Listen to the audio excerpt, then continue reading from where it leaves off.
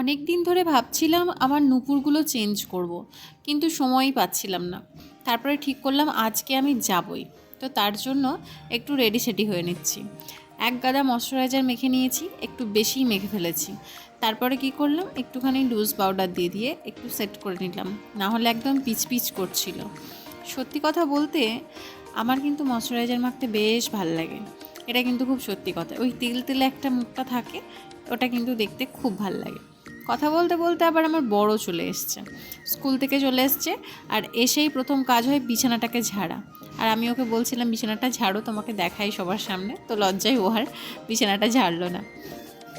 একটু লিপস্টিক নিয়ে নিলাম, লিপস্টিক ছাড়া তো এখন আবার বাইরে বেরোতে পারছি না, কী যে হয়েছে কি জানি। তো তারপরে এই হয়ে গেছি আমি রেডি। এই যে দেখতে পাচ্ছ আমার বিছানার চাদরটা কিন্তু তুলে নিয়ে চলে গেছে ঝাড়বার জন্য।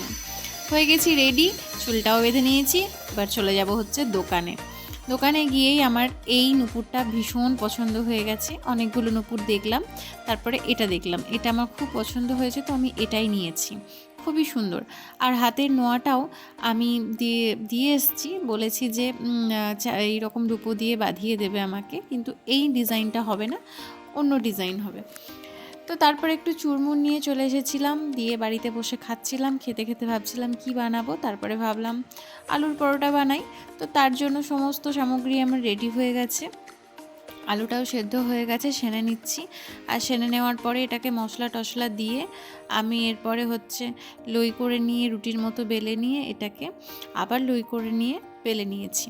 রুটি বেলা হয়ে গেছে, মানে পরোটাগুলো বেলা হয়ে গেছে এবং রেখে দিয়েছি। তারপর আমি আলুর দমের প্রিপারেশনটা নিচ্ছি। আলুগুলোকে ভালোভাবে সেদ্ধ করে নিয়ে ভেজে নিয়েছি।